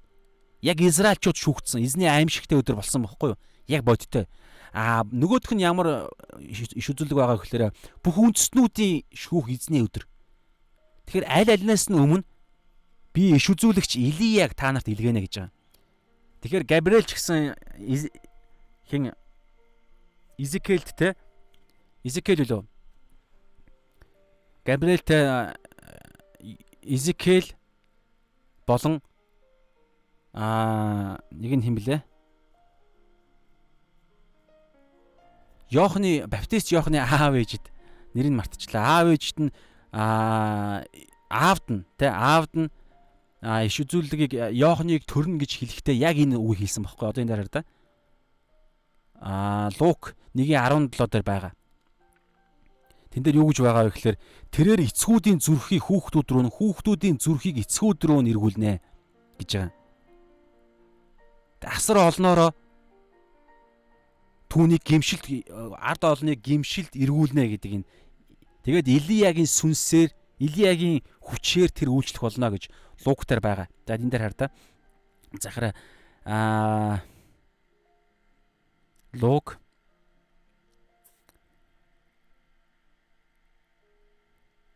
За Луг биш үү те. 1:16-17 дээр. Тэр Израилийн хүүгүүдээс олныг эзэн бурханд эргүүлэх болно. Бас тэрээр түүний өмнө Илиягийн сүнс ба хүч дор Илиягийн сүнс болон хүч гэж байгааз. Тэгэхээр Йохан Илиягийн сүнсээр Илиягийн хүч дотор үйлчилсэн гэсэн. Тэгээ явж эцгүүдийн зүрхийг хүүхдүүд рүү хүүхдүүд дуулуургуйчүүдийг зөвхтийн мэрэгэн ухаанд эргүүлэн эзний бэлтгэгдсэн ард олныг бэлэн болгох юм а гэж байгаа зү. Тэгэхээр яаж байгаа гэхээр нэгдүгээрт Йооханы баптист Йооханы талаар Есүс гэрчилсэн 4 гэрчлэлийнх нь нэгдүгээрт нь Исая 43 дээр болон Малахи энэ Исая 43 дээр би тэр миний өмнө явж нөгөө нэг эзний замыг бэлтгэцгээ гэдэг цөлд хашгирагч нэгний дуу байхгүй юу? Би дуу гэдгээ Йохан дээр хэллээ шүү дээ. Би цөлд хашгирагч нэгний дуу гэж хэлдэг. Тэгэхээр энэ бол Йохан Исая 43 дээр байгаа. Малахи 3:1 дээр болохоор сая те замыг бэлтгэгч нэгэн гэж байгаа. Замыг бэлтгэгч одоо мессенжер гэсэн үг те зарлага нэгэн гэсэн үг. За хоёрдугаарт нь хамгийн агуу эмэгтэйчүүдээс төрөгчдийн дундаас хамгийн агуу гэж хэлсэн. 11 дээр. Тэгээ эндээ юу гэж хэлж байгаа вэ гэхээр яагаад ингэж хэлсэн бэ? Яагаад ингэж хэлж байгаа вэ гэхээр ингэ судлахад ийм зүйл гарч ирж байгаа байхгүй юу тайлбарууд дээр. Яагаад Есүсийг Йохан Баптистыг эмэгтэйчүүдээс төрөгчдийн дундаас хамгийн агуу вэ гэхээр иш үзүүлэгчдийн дундаас гэсэн үг. Иш үзүүлэгчдийн дундаас хамгийн агуу иш үзүүлэгч. Тэгэхээр хараа эмэгтэйчүүдийн дундаас төрсэн бүх хүмүүсийг хэлж байгаа шүү дээ. Бүх хүмүүсээс төрсэн хүмүүс дундаас хамгийн агуу нь ямар хүмүүс вэ гэхээр иш үзүүлэгч нар баггүй юу? Хаадаас хүртэл иш үзүүлэгч нар агуу. Хаадаас өмнө иш үзүүлэгч нар байсан. Бурхны үгийг аваад ард түмэн зарладаг хүн. Мойсе ч гэсэн иш үзүүлэгчтэй. Гэтэл энд юу хэлж ийм вэ гэхээр Мойсегоос хүртэл агуу гэж байгаа байхгүй юу? Гэтэл энэ ямар байдлаар агуу гэж хэлсэн бэ гэхээр Есүст хамгийн ойрхон Есүсийн талаар иш үзүүлсэн гэдэг утгаараа. Тэр байтугай Есүсийн үед ирсэн иш үзүүлэгч. Тэр байтугай Есүсийг нүдэрээ харсан бүх иш үзүүлэгч нар Мойсе бүх иш үзүүлэгч нар бүгд хуучин гэрээний бүх иш үзүүлэгч нар Есүсийн талаар л иш үзүүлдэг. Гэхдээ бүгд хэдэн 100 жил, хэдэн мянган жилийн зайтай. Хизээ гэдэг нь тодорхойгүй. Харин Йохан Баптист л зөвхөн яг одоо миний араас, яг миний дараа гэж хэлсэн. Тэр байтугай бүр заасан хуруугаараа заагаад ертөнцийн нүглийг үүрэгч Бурхны хургийг харах тун гэж Месиа гэдэг хэллэг штэ тэр чин цаана. Харах тун гэж Есүсийг явж байгаад нүдэрээ махбодийнхэн нүдэрээ Есүсийг хараад Андрэ болон бас нэг дагалдагчдаа Есүсийг заасан. Ийм иш үзүүлэгч Йоханоос өөр байгаагүй байхгүй юу? Энэ утгаараа хэлж байгаа. Түүнээсээр хамгийн агуу, хамгийн гимгүү гэдэг юм уу, хамгийн ариун амьдралаар амьдсан гэдэг утгаараа биш. Есүстэй хамгийн ойрхон иш үзүүлэлгийн үйлчлэл хийсэн иш үзүүлэгч гэдэг утгаараа хамгийн агуу гэж байгаа. Тэгснэ яг дараа нь буюу яг энэ 11-ийнхаа Б дээрээ юу гэж хэлсэн бэ гэхлээрэ харин Тэнгэрийн хаанчлалын хамгийн өчүүхэн нь Йоханоос илүү агуу гэж хэлж байгаа. За энийг ойлгох хэрэгтэй. Яагаад ингэж хэлсэн бэ? Өнөөдөр та Есүс Христэд яг авралын итгэлээр итгээд тэр нь үйлстэй итгэл гэсэн үг шүү дээ. Есүс Христийн үгэн дотор амьдрах итгэл гэсэн үг. Үгэн дотор амьдрах дуудлагатай итгэлээр та өнөөдөр итгэсэн болвол та ямар амьдралаар амьдрах нь хамаагүй, хэр мундаг үйлчилж ийн гэдэг Библийн талаар хэр мэдлэгтэй байх нь хамаагүй, та бид нар Йохан Баптистаас илүү гэж байгаа байхгүй юу? Есүс тэгж хэлж байгаа. Гэхдээ ямар байдлаар вэ? Одоо бүгдээр харъя. Бид нар илүү биш шүү дээ. Одоо би дараа нь хэлнэ. Яагаад Илиятай зүйрлсэн бэ? Илиятай адилтгсан хэсэг байгаа. Тэрийг нь харахаар бидний амьдрал хизээч Йоханоос илүү гаргаж чадахгүй. Гэхдээ яагаад Есүс Христ Тэнгэрийн хаанчлалын одоо бид нарыг яагаад Йоханоос илүү гэж хэлсэн бэ гэхлээр ариун сүнсний талаар ярьж байгаа байхгүй юу? Ариун сүнс Йоханы дотор нутаглаагүй байсан. Хэдийгээр Йохан Баптист хамгийн агуу иш үзүүлэгч байсан ч гэсэн бидний дотор нутаглаж, амьдарч биднийг гэм үйлдэхэд, биднийг унтахад, биднийг бурхныг магтахад, биднийг эзний хаанчлалын сайн мэдээг тунхаглахад, биднийг унахад, босоход ямар ч үед биднээс үл хамааран бидний дотор нутаглаж двэл гэж байгаа. Нутаглан оршихуйгаа болгосон, гэрээ болгосон тэр гайхалтай ариун сүнсний оршихуй харилцаа Иохан Баптистад байгаагүй байхгүй юу? Харин Йоэл дээр иш үзүүл Йоэл 2:17-аас 18 дээр ингэж иш үзүүлсэн.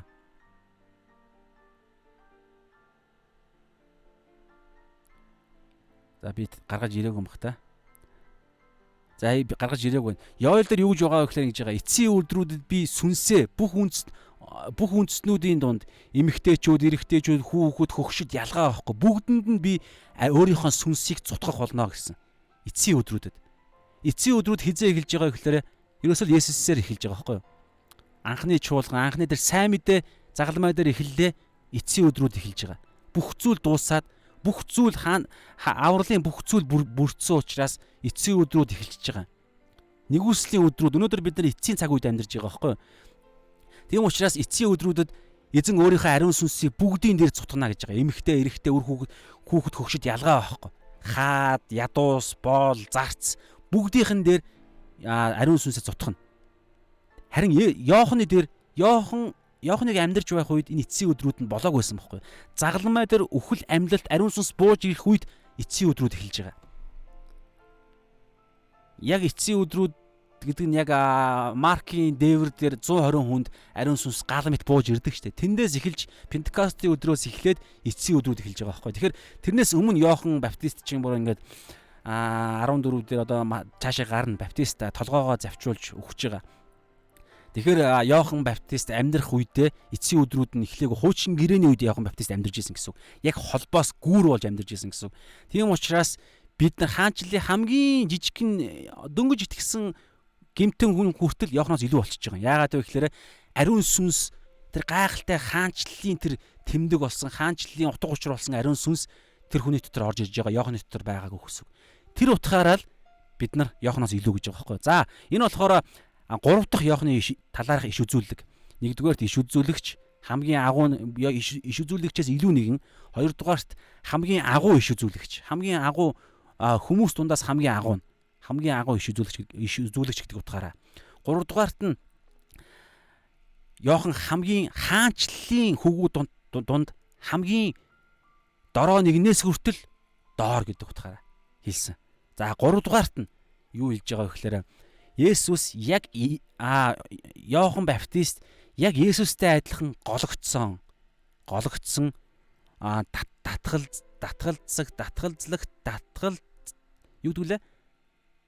татгалзуулагдсан гэдэг юм уу? Иоханыг татгалцсан. Иохан гологдсон, үгүйсгэгдсэн. Тэгэхээр энэ ардаа бас нэг иш үзүүлэг. Иш үзүүлэгч Илияг биш үү те? Буюу Иоханыг татгалзаж байгаа. Бас Месияг хүртэл татгалзаж байгаа байхгүй юу? Энэ талаар бид нар дараагийн видеон дээр үзэх болно. Тэгээ одоо юу гэж хэлж байгаа гэхээр 12-оос 19 дээр одоо хамгийн сүүлийн хэсэг дээр юу гэж хэлсэн бэ гэхээр Баптист Иоханы өдрүүдээс өнөөг хүртэл Тэнгэрийн хаанчлал хүчрхийлэгчид бас хүчээ авч байна. Энэ юу гэж хэлж байгаа гэхээр Иохан Баптист зарлаад өнөө хүртэл буюу яг Есүс Христийг хүртэл хаанчлал одоо ингээд яг бүх зүйл нь биелээд маш хурдцтайгаар 3 жилийн дотор Тэнгэрийн хаанчлал яг одоо бүрэлдэн бий болж байгаа шүү дээ. Бүх зүйл нь хуучин гэрээний иш үзүүлгүүд бүгд биелээд, загалмай нь бий болоод, үхэл нь бий болоод, амьлалт нь бий болоод, ариун сүнс нь бууж ирээд.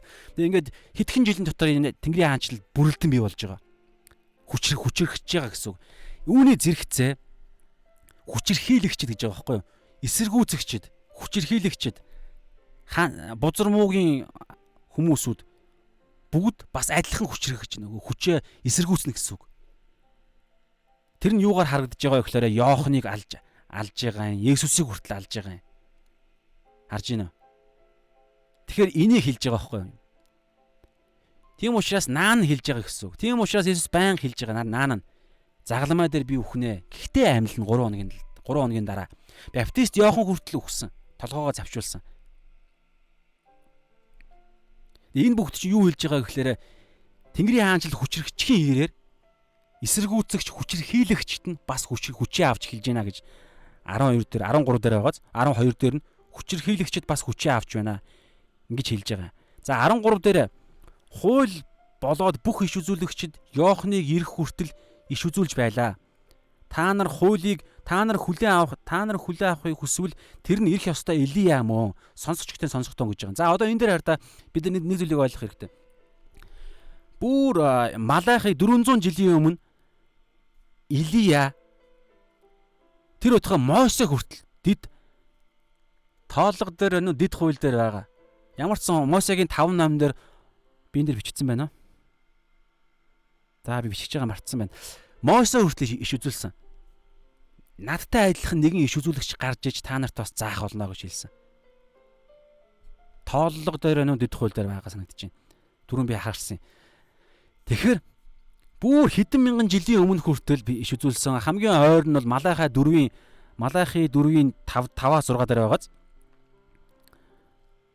Илия төрөх болно гэж энэ дэр байсан шүү дээ.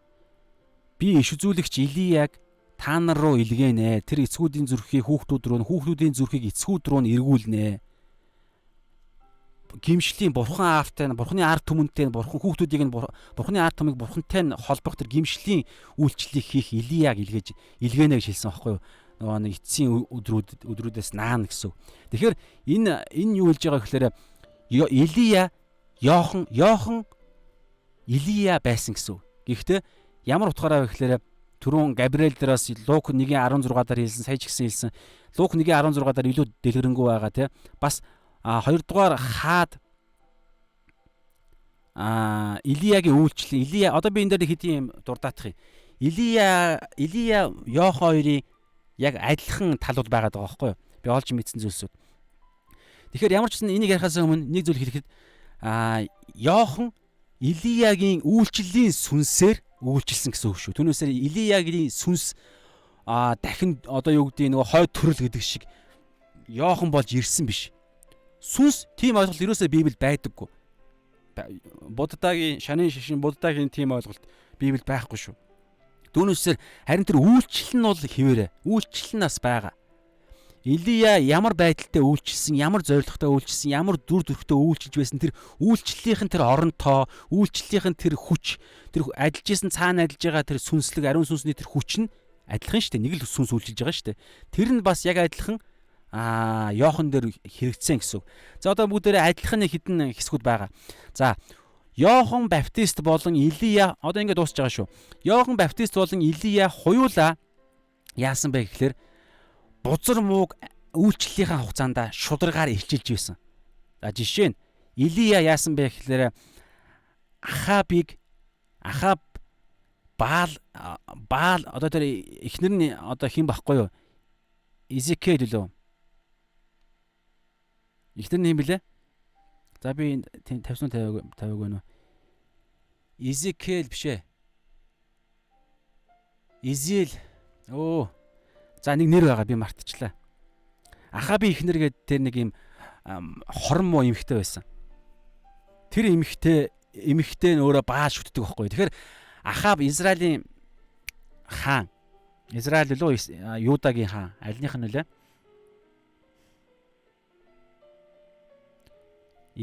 Хойд Израиль нь лөө өмнөд Юда аль нэг нь. За ямар ч байсан гэсэн Израилийн аль нэг хаан би мартчих бас хардаг л үйж. За тэгэд Бурхны ард түмнийх нь ямар ч байсан хаан гэсэн. Тэгээд тэр тухайн үед өөрийнх нь одоо иш үзүүлж үйлчилж байсан улсынх нь хойд Израиль өмнөд Юда аль нэг нь байгаа. Тэгэхээр тэр улсынх нь өдөрдөж байсан хаан нь бузар муу хийх үед Илия үл айж шууд бузар мууг нь илчилж байсан. За мөн адилхан Йохан бас яг адилхан. Тухайн үед Израилийг өдөрдөж байсан Херод хаан түрүүн би ярьсан те дүү Филиппийнхээ эхнэрийг нь амьд байхад нь булааж авч яасан. Энэ завхаар л واخгүй юу? Яг Библийн дагуу завхаар л, хуулийн дагуу. Тэгэхээр энийг бас шууд илчиж байсан.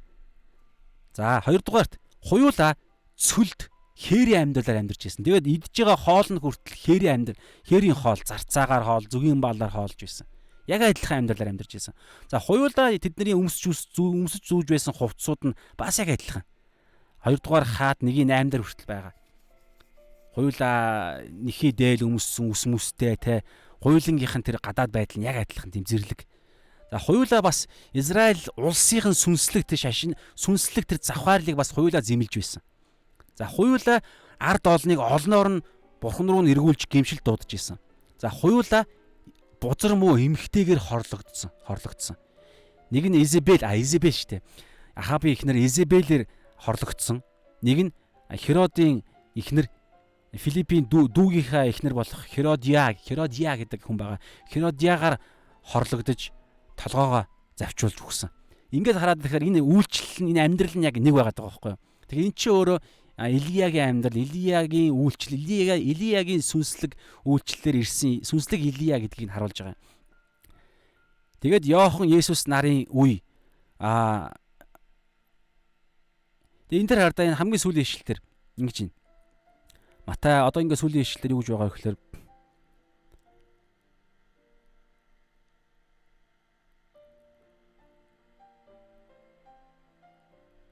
одоо энэ дээр хардаа 18 дээр 17 дээр би танарт хэлье. За 16 дээр ингэж байгаа хардаа Иохны амьдарч исэн үе, Есүс Христийн амьдарч исэн үеийн нэг юм онцлог байгаад байгаа байхгүй. Тэр нь юу гэхээр тэр хэлж байна. Харин энэ үеийнхийг би юутаа зөөрлөх вэ? Яг одоо энэ шин гэрээ бүрэлдэх гээд байгаа үе шүү дээ. Бас Иохан ч гэсэн яг энэ үед амьдарч исэн. Энэ хоёр чинь хоёулаа нас маш ойролцоо хүмүүс. За тэгэнгүүтлээ ингэж байгаа хардаа. Харин энэ үеийнхийг би юутаа зөөрлөх вэ? Энэ нь гудамж зээл дээр суугаад нэг нэгнээ дуудан би та нарт зориулж лимбитгэхэд та нар бүжиглсэнгүү. Би та нарт зориулж гашуудлын дуудуулахад та нар уйлсангүү гих хүүхдүүдтэй адилхан. Иохан хүүхдүүдтэй адилхан. Одоо энийг хараад эхлээ ойлгоё бүгдээрээ. Энд дээр юу гэж хэлж байгаа вэ гэхээр хэдэн хүүхдүүд ирээл би ингэхэд та нар ингэсэнгүү. Намайг энтэй ийм одоо энэ лимб дарахад та нар бүжиглэх ёстой шүү дээ. Яагаад та нар бүжиглэхгүй байгаа юм? Би та нарт лимб дарж өгж байгаа үстэй. Намайг тэгээ гашуудлын дуудуулахад та нар уйлах ёстой. Яагаад уйлахгүй байгаа юм? Би ингэж яхад би үйлсэж байгаа та нар ингэх ёстой. Яагаад ингэхгүй байгаа юм? Би үйлсэж байгаад намайг хооллох ёстой. Ингэх ёстой, тийх ёстой. Балчир хүүхдийн нөгөө нэг өөрсдийнхөө тааламжийг хайдаг, өөрсдийнхөө ойлголтон дээр түшгэлдэг. Би гэсэн үзэл байгаа байхгүй. Тэгэхээр Есүс Иоханы амьдарч ирсэн үе, Есүсийн амьдарч ирсэн үе яг ийм үе байгаад байгаа юм. Гэтэл энэ гайхалтай том зургаараа бол асар чухал үе байхад тэрийг ойлгохгүй өөрсдийнхөө энэ би миний тааламж гэдэг энэ харалхан өөрсдөө нөгөө сургаалт төгс 4 3-5 дээр хэлсэнчлэн тэр өөрсдийнхөө ойлголтон дээр түшгэлж байгаа түшгэлснээсээ болж бүдэрж байгаа үе байгаа байхгүй. Тийм учраас тэд Есүс Христийг хүлээж авч чадаагүй. Үүнээсээ болж манай эртний 70 онд тэд ял шүүлтэнд орсон. Тэгээ одоо хардаа яасан бэ гэхээр Иохныг ингэсэн хардаа Иохныг хоёр туул ярьж байгаа юм.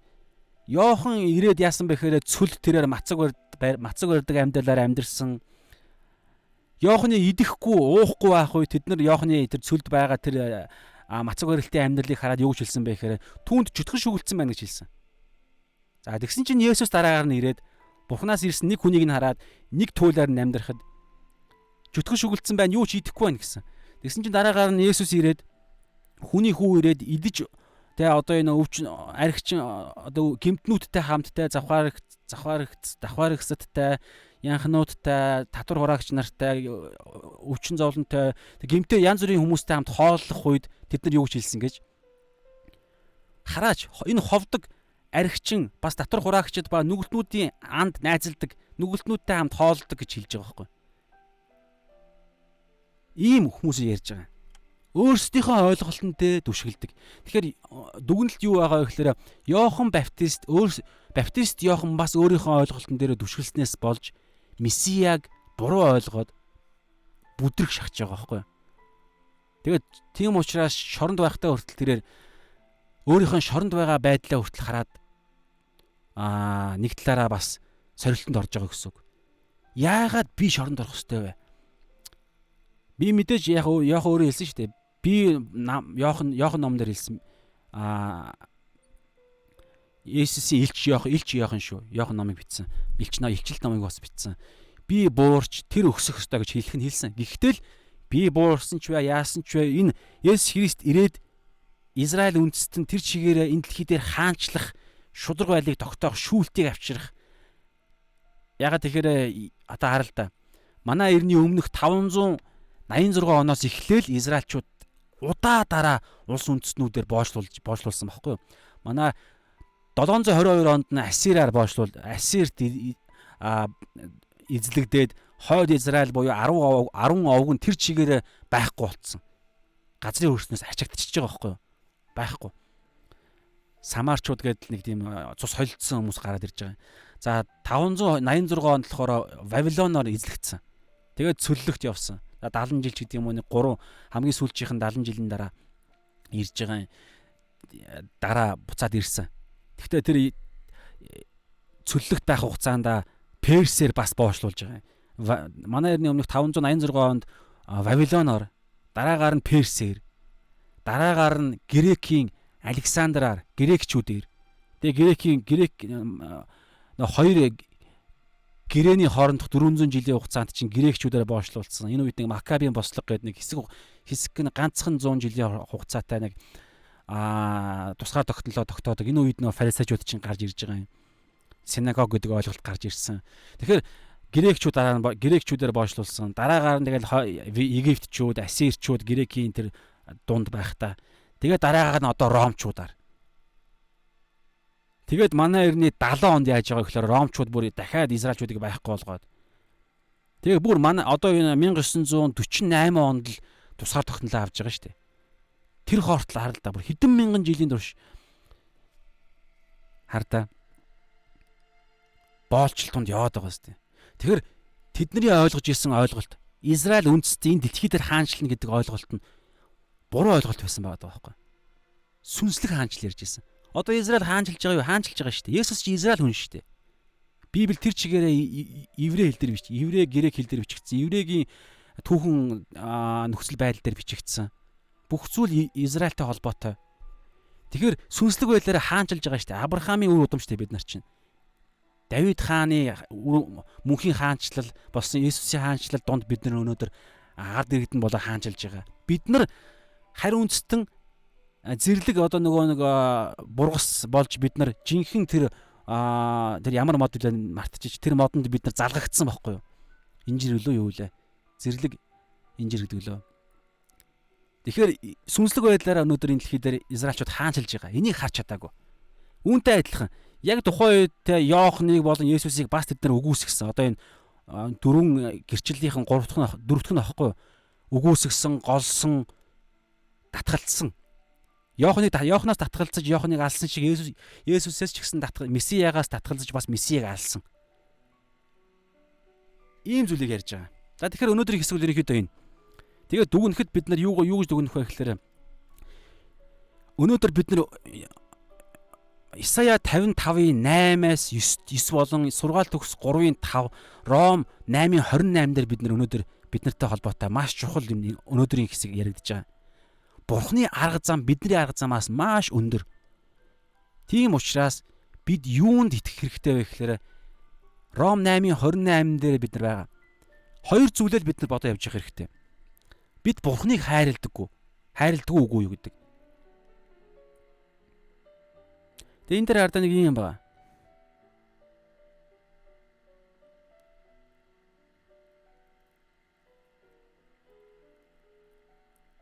За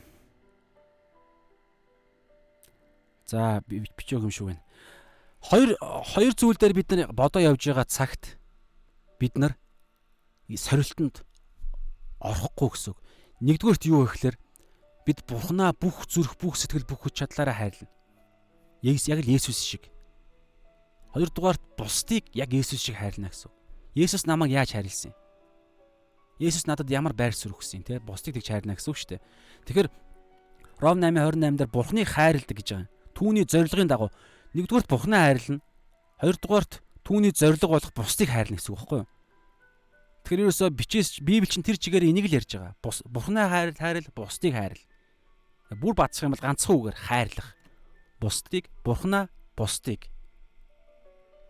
Өөрийгөө хайрлна гэж байгаа. Тэгэхээр өөрийгөө хайрлах нь угаас тодорхой. Есүс намайг яаж хайрлсан шиг бусдыг хайрлана. Би өөрийгөө хайрлах шаардлагагүй. Намайг хэн хайрлаж байгаа гэхээр Есүс хайрлсан баггүй юу? Есүс намайг хайрлана. Би болохоор бусдыг хайрлана. Түүний зорилгын дагуу дуудагдсан хүмүүс Бурхныг хайрладаг болон түүний зорилгын дагуу дуудагдсан хүмүүсийн төлөө бүх зүйл сайн сайхны төлөө ажилдаг. Гэхдээ тэр бүх зүйл гэдэг дотор юу орох вэ гэдэг дээр маш сайн ойлгох хэрэгтэй. Бидний ойлгохгүй юмсууд орно. Хавчлагууд орно. Ивэл өрөөлч орно, эдгэрэлч орно, өвчин зовлонч орно. Гэхдээ бид өөрсдөөсөө шалтгааллах бүх юмаа хийн. Тэгээ явж байгаа цагт биднээс үл шалтгаалсан ямар нэгэн хавчлаг, ямар нэгэн галт сум ирэх үед бид тэр зүйлийг дүгнэх гэж оролдох биш. Яг Иохан Баптист чиг дүгнээд бүдрэг шахаж байгаа сте. Есүсийг Месиа гэдэгт эргэлзээд эхэлж байгаа сте. Тэгэнгүүтлээ та Месиа муу юм уу эсвэл өөр хүний хүлээх үү гэж асууж шít тэр. Яг энтэй адилхан бид та надад үнэхээр хайртай мó? Эсвэл та надад би танд хайрлагдах тийм зохистой хүн байж чадахгүй байна уу гэдэг энэ сорилтонд бид орохгүй гэсэн үг. Бид Бурхнаа хайрлаад түүний зорилгын дагуу амьдарч байхад угаасаа Бурхан биднэрт үнэхээр хайртай. Бидний аврал баталгаатай байна. Бидний бүх зүйл бидний сайн сайхны төлөө ажиллаж байгаа. Гэхдээ ямар сайн сайхан юм? Энэ дэлхийлэг сайн сайхан биш байхгүй юу? Жинхэнэ амьдрал дээрх сайн сайхан. Гэхдээ энэ дэлхий дээрэж гисэн бид өмнөх хавчлагаар үтсэн шүү дээ. Энэ дэлхий дээрэж гисэн эзэн шудраг ёсыг тогтооно. Энэ дэлхий дээрээ бид шагналаа аавна. Тэгэхээр үүний төлөө бүгдээрээ залбирая. Өөрсдийнхөө ойлголтондоо түшгэлэхгүй бай. Сургаалт төгс 3:8 дээр 3:5 дээр бүх зүрхээр эзэн дэтэг бүү түшгэл өөрийнхөө ойлголтонд. Исая 55:8-9 дээр миний бодол санаа та нарын бодол санаанаас өндөр. Миний зам та нарыгаас өндөр. Миний бодол та нараас өндөр. Миний зам та нараас өндөр. Тэгэхээр энийг бүгдээрээ ямар ч хэцүү зүйл амьдрал тохиолдох үедээ бодъё. Гэхдээ нэг зүйлээ үргэлж саная. Би өөрсдөөсөө шалтгааллах хоёр зүйлийг л хийнэ. Нэгдүгээрт Бурхан эзнээ бүх зүрхээрээ хайрлана. Хоёрдугаарт бусад бүх хүмүүсүүдийг Есүс намайг яаж хайрлсан шиг хайрлана. Энэ юу юм? Загалмайн зам. Өөрийгөө өгөөсгөж бусдын авралын төлөө амьдрын үйлчилнэ гэсэн үг. Өмнөх видеон дээр үтсэнчлээ. Тэгээ бүгдээрээ залбираад өндөрлөе. За, эзэн Бурхан минь энэ цагийн төлөө талархъя. Өнөөдрийн хэсгээр дамжуулан эзэн та өөрсдийнхөө ойлголтод битгий түшгэлээ. Та нарыг аварсан, та нарыг хайрлсан, та нарын үсний чинь ширхэг бүрийг тоолж үн цэнтэд тооцдог тэр Бурхан Аав би та нарыг цор ганц хүүхдээ та нарын төлөө илгээх хэмжээний өөрөө хүн болж ирээд бидний төлөө амиа өгөх хэмжээний бүх зовлон үүрэх хэмжээний боолын дүрийг авах хэмжээний тийм гайхалтай хайрлсан. Тийм учраас энэ хайр хизээч ямар ч нөхцөл байдлаас үл хамааран биднээс хизээч авахдахгүй. Харин бид нар өөрсдийнхөө сонголтоороо бид таныг болохыг сонгох хэрэгтэй. Тэр нь юу вэ? Бүх зүйлээрээ Бурхнаа хайрлах. Мөн энэ дэлхий дээр амьдрахдаа намайг дуудсан дуудлагынхаа дагуу би хаанчлалын төлөвлөгөөний дагуу амьдрна. Энэ юу юм бэ? Эцэж туйлдсан, боолчлолд байгаа, гим нүглийн хүлээсэнд байгаа, ялан дунд харанхуйн боолчлол дунд амьдарч байгаа ахан дүүсээ аврахын төлөө бид амьдрын үйлчлэнэ. Энийг л хийгээ явж байгаа цагт амьдрал дээр ямар ч зүйл ирсэн тэр бүх зүйл бидний сайн сайхны төлөө байгаа гэдэгт Ром 8:28-аар бид итгэж байна. Тэгээ бид ойлгож чадахгүй хичнээн бид Библийг судлаад хичнээн ариун сүнсийг сонсч чадсан ч гэсэн бидний бүтээлийн тогтолцоогоороо бид таныг ойлгож чадахгүй үзье. Ягаад тэгэхээр бид бүтээл харин та бол бүтээгч. Бид ваар харин та бол ваарчин. Харин цаг нь болохоор эзэн би таныхаа хаанчлалд мөнхийн хаанчлалд очих үед бид бүх зүйлийг жинхэнэ том зургаар нь харах болно эзэн минь. Тийм учраас бид таньда амьдралд ирж байгаа бүх зүйлсийг танд даатгаж байна. Тэгээд бүх зүйлийг танд талархан Есүсийн нэрээр залбирч байна. Амен. За энэ цагийн төлөө талархъя. Дараагийн цаг хизээ байгаа вэ гэхээр бүтэнсээ өдөр байгаа. Тэгээд Матай 11:20-с 24 гэсэн хэсгээр үргэлжилнэ. Та наан уншичаад бэлэн бүтэнсээ өдөр орой өдөөд ерөнхийдөө байх болов уу гэж бодож байна. Эсвэл жоох орой ч юм уу те байх үед хамт байвал илүү гоё хамттай гоё ингээ те ярилцаад явна шүү. Яг би яг ингээ комент уншихгүй байгаа ч гэсэн та анзаарч байгаа бол би ингээд та нарыг таныг төлөөлөөд яг л Паул багш шиг ингэж асуулт тавиад тэрэндээ хариулт гаргах замаар өөртөөгөө асуулт тавиад харилцах замаар наан нь аль болох судлаад таны өмнөөс асуулт тавиад хариулаад явж байгаа учраас таны асуултыг аль болох наан бодцсон байхыг хичээж байгаа учраас хамт ярилцах маягаар явж байгаа болов уу гэж найдаж байгаа шүү. За тэгээд дараагийн цагаар дахин уулзлаа. Түр баяртай. Хэрэгтэй гэж үзэж байгаа бол хэрэгтэй зүйл байсан бол хэрэгтэй гэж санаанд ч орсон ариун сүнсний санаалсан хүнд та шеэрлээрээ. За шалом дараагийн цагаар уулзлаа баяртай.